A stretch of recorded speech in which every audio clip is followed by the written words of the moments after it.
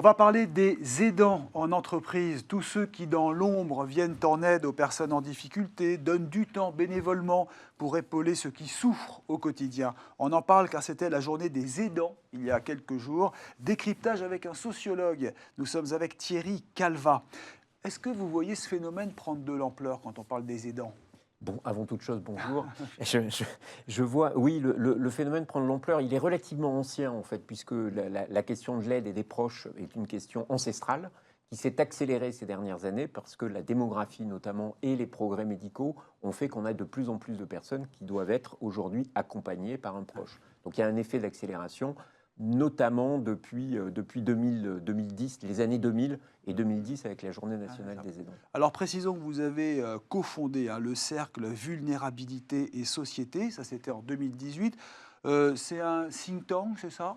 C'est un think tank qui est indépendant et qui rassemble une soixantaine d'organisations qui sont convaincues que la question de la vulnérabilité est une question à la fois contemporaine et derrière qui peut amener des progrès sociaux et économiques. Avec une journée des aidants qui a eu lieu, est-ce que vous avez pu calculer combien d'entreprises ont participé ?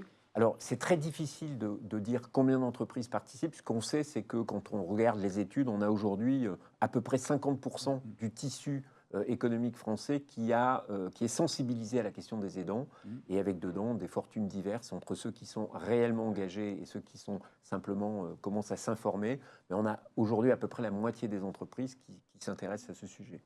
Alors, vous fédérez également des associations au sein Voilà, de ce alors site.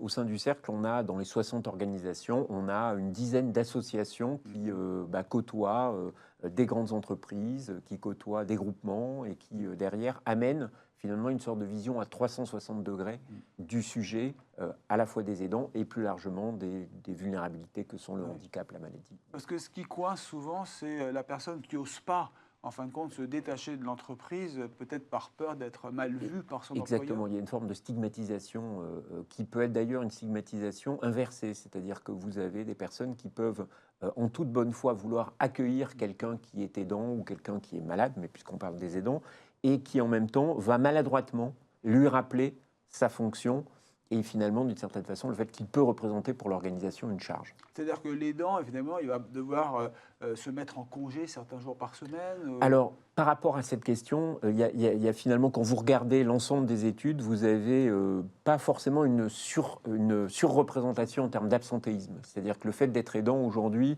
de mémoire, c'est 16 jours à peu près, 16 à 17 jours par an quand on est aidant d'absence. Et quand on regarde les chiffres sur l'ensemble de la population active, on doit être à peu près sur les mêmes étiages. Mais en revanche, il y a une question qui est sous-estimée, qui est celle du présentéisme, qui est la disponibilité dont on peut faire preuve quand on travaille, qui n'est pas tout à fait la même chose et plus difficile à mesurer. Quand vous parlez de ces 16 ou 17 jours par an, il faut bien préciser, par an, bien sûr. Ils ne sont pas défalqués, bien sûr, du temps de travail. Alors, ils sont comme n'importe quelle absence. Quand vous êtes absent aujourd'hui, c'est considéré comme une absence. Donc, vacances ? Ça peut être des vacances, ça peut être des jours alors pas de RTT, mais de jours présidents. De jours présidents, voilà. Mais c'est ça, mais c'est retenu en quelque sorte sur la feuille de paye. Si vous de fait, oui. Oui. Donc ça, c'est pas évident. Donc c'est un obstacle, d'où votre lobbying, j'allais dire, pour essayer de faire rentrer dans les esprits le besoin d'avoir des aidants. Il y a un besoin qui est un besoin qui tient d'abord à l'incidence, puisque aujourd'hui on estime qu'un actif sur 5 est un aidant. Donc, si on a un actif sur 5, si on le ramène à un collectif de travail, ça veut dire que 20 à 25% des personnes sont possiblement des aidantes. Ça pourra varier suivant le genre et suivant l'âge, mais globalement, on est sur, on va dire, entre un cinquième et un quart des effectifs qui aujourd'hui en France sont des aidants. Donc ça, c'est une question qui pèse finalement sur un collectif de travail. Quand je dis qu'elle pèse, c'est qu'elle est loin d'être anodine. C'est ça. Mais comment ça peut se négocier avec son employeur ? Alors, il y a de multiples façons de négocier avec son employeur. Vous pouvez avoir des accords d'entreprise qui sont donc pensés, mais qui vont plutôt privilégier des grosses entreprises de façon assez claire. La tension aujourd'hui qu'il peut y avoir, c'est sur les moyennes à petites entreprises qui, elles, ont plus de mal. Et donc derrière doivent s'appuyer davantage sur le tissu associatif, essayer d'être ingénieux dans la façon qu'elles auront de pouvoir traiter le sujet. Oui, parce que l'employeur verra ça d'un mauvais œil. Enfin, il sera pour, parce qu'il y a le côté bénévolat, il y a le côté engagement personnel. En revanche, pour l'organisation de l'entreprise, c'est peut-être un poids. Alors, ça peut être un poids dès lors que les conditions d'aménagement du temps et finalement d'accueil de la performance individuelle du collaborateur ne sont pas effectives.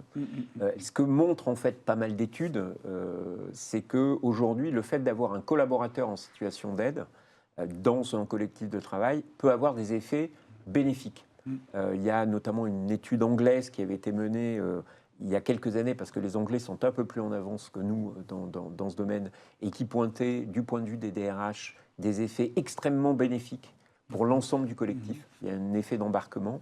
Et parallèlement, il peut aussi y avoir des effets délétères tels qu'ils sont pointés par France Travail, par exemple, si on ne prend pas les précautions nécessaires.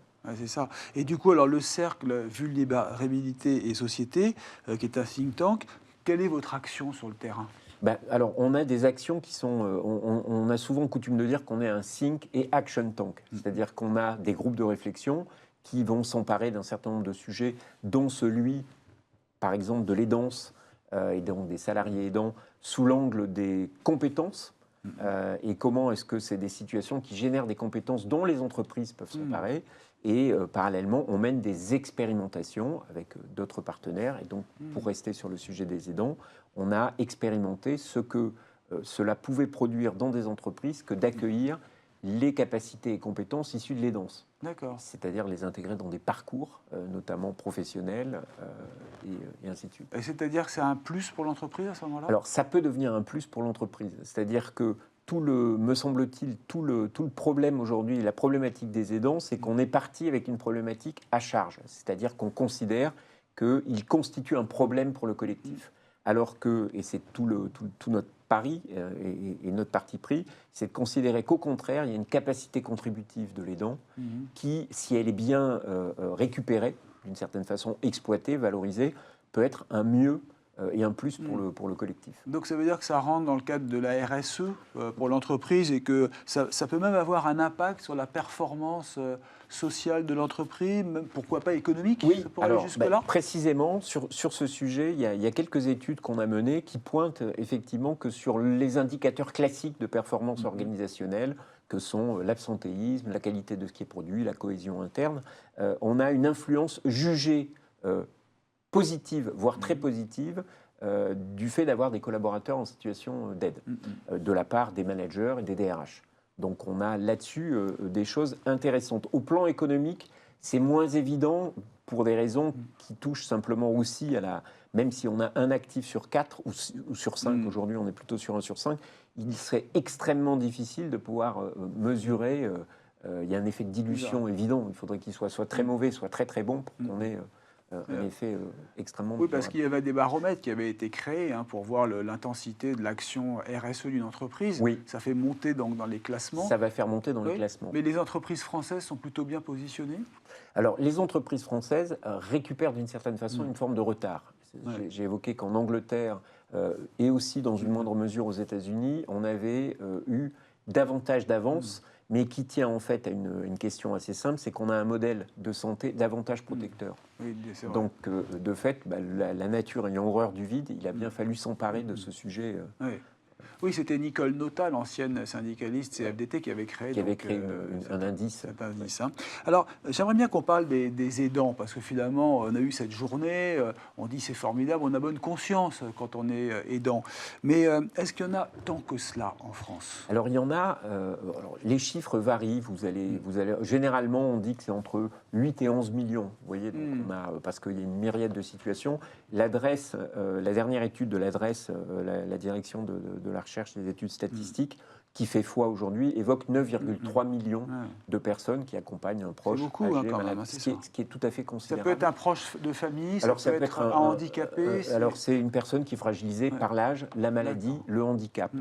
Et à l'intérieur de ces 9,3 millions, je pense que ça, c'est plutôt une nouvelle plutôt positive, mais qui échappe encore beaucoup dans le monde de l'entreprise, c'est que à peu près 20% de cette population, entre 15 et 20%, c'est un ami ou un voisin, c'est-à-dire qu'il n'a pas de lien, ni familiaux, ni institutionnels. Ah oui, c'est ça. Donc ça peut être une personne âgée, on veut l'aider, Exactement. et on le fait bénévolement. Et on le fait bénévolement, de façon régulière, et on participe à sa vie quotidienne. En termes d'heures, on l'a calculé en entreprise. Oui, alors, vous le disiez tout à l'heure un petit peu. Oui, hein, alors en termes d'heures, c'est là où on arrive à des montants assez conséquents et considérables qui font qu'on peut penser que les aidants, aujourd'hui, avec leurs 9,3 millions, sont la première organisation économique et sociale en France, puisque en travail reconstitué, ça se chiffre globalement, c'est 10 milliards d'heures par l'ensemble de cette communauté et par an, qui sont aujourd'hui restitués bénévolement sur le champ public. Et si on les valorise économiquement, on arrive à des montants énorme. Tout à fait considérables. Mais du coup, effectivement, l'employeur peut parfois être réticent en se disant c'est des heures en moins pour mon entreprise. Voilà. Alors, c'est à double tranchant. Il y a une forme de conciliation qui est à trouver et qui peut être intéressante aussi, ne serait-ce que quand on est une entreprise, avoir dans ses effectifs des collaborateurs qui sont mus par une forme d'engagement au moment où, précisément, les entreprises sont à la recherche de collaborateurs engagés, peut être quelque chose d'assez intéressant et il y a une forme de récupération à inventer. Et donc vous avez créé un prix des aidants, hein, c'est ça, prix entreprises et salariés aidants. Ça récompense d'ailleurs depuis plusieurs années, hein, je crois, les entreprises les plus actives. Est-ce que c'est assez confidentiel de donner les entreprises qui sont les plus engagées? Alors, celles qui sont... Le prix a été créé en 2016. Il a été créé par un des cofondateurs du Cercle, qui s'appelle Édouard de Henzel, donc qui est un peu dans la mouvance de ce sujet. Donc 2016, donc ça fait aujourd'hui 9 ans. Il y a eu une année blanche du fait du Covid. Et chaque année, en fait, on récompense des initiatives qui présentent des dispositifs les plus innovants. Donc là, le dernier qui a été récompensé, c'est Bouygues Télécom, qui a engagé depuis plusieurs années des choses. Le Crédit Agricole a eu aussi droit aux faveurs d'Omus Vie. Donc on essaye à chaque fois de mettre en avant des dispositifs qui eux-mêmes évoluent en fonction de l'avancée de la société par rapport à ce sujet. Vous voyez par exemple la question des compétences que j'évoquais.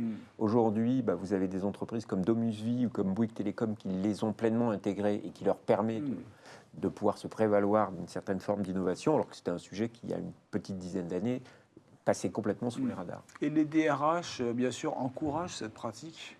Alors, les DRH, à la fois encouragent quand ils comprennent la nature du sujet et en même temps peuvent être aussi réticents pour des raisons qui tiennent aussi à une question de représentation, qui est qu'on peut considérer aujourd'hui que les collaborateurs aidants peuvent constituer une forme de problème, parce que précisément, pour les questions qu'on a pointées, notamment les questions de présentéisme, d'organisation du travail. Mais ce qu'il faut retenir, parce que votre message à vous, donc, c'est qu'il faut en faire plus et faire rentrer dans les esprits l'importance de ce statut. Il y a une forme de normalisation, me semble-t-il, du sujet. D'abord parce que quand vous avez un actif sur 4 et un actif sur 5 sur des métiers globalement qui sont globalement en tension ou en pénurie, il est difficile de se priver d'un quart ou d'un cinquième du marché du travail, ce qui me paraît quand même aujourd'hui extrêmement compliqué quand on est DRH. Et par ailleurs, il y a des effets que j'ai évoqués, mais très vite, mais qui sont ce qu'on pourrait quasiment appeler des effets de bord pour le collectif, mais aussi même pour les managers, puisque les managers disent que c'est une expérience qui, chez eux, amène des soft skills, des capacités nouvelles. Donc les DRH ont tout intérêt à s'emparer vraiment de cette question. Alors on voit qu'il y a des cas graves, hein, et souvent on l'oublie, on ne veut pas les prendre en compte. Ce sont les troubles neurologiques de personnes qui ont l'air tout à fait égales à une autre. Mais elles ont des troubles vraiment graves. Il y a aussi les troubles de la solitude, il y a aussi l'autisme, bien entendu, hein. La drogue aussi, parfois, les stupéfiants. Donc tout ça, ce sont des troubles qui ont tendance à se développer. Alors, c'est des troubles qui ont tendance à se développer, et quand on regarde en fait la littérature internationale, puisque c'est toujours intéressant de regarder le sujet avec des gros volumes, et la littérature internationale pointe en fait plusieurs éléments. Elle pointe d'abord que la première pathologie chez les aidants, c'est les troubles musculo-squelettiques qui sont liés au fait d'avoir malacie, ou des poids, des charges lourdes. Charges lourdes, la question du stress, et avec derrière immédiatement la question de sentiments et ou de symptômes dépressifs. Voilà.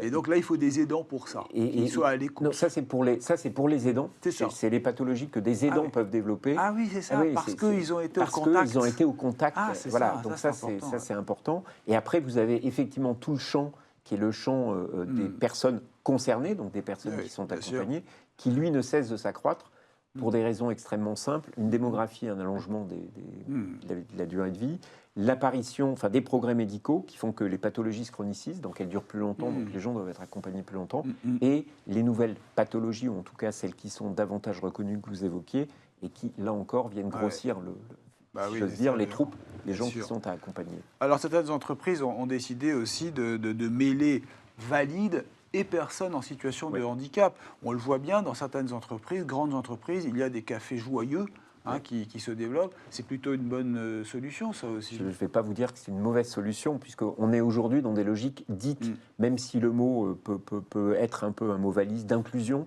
ou d'inclusivité. Oui, chez les cafés joyeux, je crois que c'est 60% des collaborateurs sont dans une situation qui est une situation de handicap. Et alors, les cafés joyeux, c'est intéressant comme modèle, je trouve, parce qu'on inverse la logique. C'est-à-dire que traditionnellement, la logique de la performance économique, c'est je vais réaliser la performance économique en dépit des différentes charges. Tout à l'heure, on parle des aidants, des personnes handicapées. Alors que là, on inverse la logique et on la réalise à partir d'une forme d'expérience qu'on va proposer aux consommateurs. C'est eux qui, finalement, c'est la personne en situation de handicap qui va créer le business et qui en sera fière. Voilà. Et c'est ça qui est remarquable. 550 000 frères et sœurs s'occupent d'une personne dépendante. Oui. C'est considérable et ça fait partie d'une des situations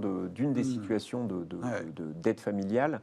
Et au-delà de ces 555 000 frères et sœurs, il y a aussi une dimension qui échappe aujourd'hui aux entreprises et même au plan de la société, mais qui revient de plus en plus, c'est la question des jeunes aidants. C'est-à-dire des gens qui accompagnent un parent, le plus souvent malade, donc je pense à des cas de cancer ou autres, et qui ont moins de 18 ans. Ce qui est quand même, c'est 700 000 personnes. C'est énorme. C'est vraiment... Donc les entreprises, pour finir, doivent être sensibilisées, parce qu'on ne peut pas se dérober. Est-ce qu'il faut peut-être plus de structures, meilleure organisation interne? Alors, dans les organisations, un petit peu en finale, ce que je pourrais vous poser comme question. Mais de fait, les entreprises aujourd'hui ont tout à fait les moyens, modulo quelques investissements, mais finalement qui vont amener à une forme de rendement social et économique important, de pouvoir mieux accueillir les collaborateurs. Et pour ça, de comprendre qu'en fait, le collaborateur qui est aidant, il est un petit peu dans une logique qui est similaire à l'entreprise. C'est-à-dire qu'en fait, il est manager d'une petite unité de production de biens et services. Et qu'à ce titre-là, il va avoir besoin de ressources auxquelles l'entreprise peut lui faciliter la tâche, d'aménagement de temps de travail pour réduire les facteurs de charge, de prise en compte de sa santé, et enfin, peut-être aussi de mieux exploiter son potentiel. Vous voyez, c'est 4 leviers assez simples qui ne sont pas forcément des leviers extrêmement coûteux. Voilà. Bon, on a bien retenu, et puis surtout, le vivre ensemble, qui est plus que jamais prioritaire. Avec les aidants, on est bien dans sa tête, tout à fait. Et on est fiers d'accomplir ces actes positifs. Merci infiniment d'être venu nous rejoindre, Thierry Calvat.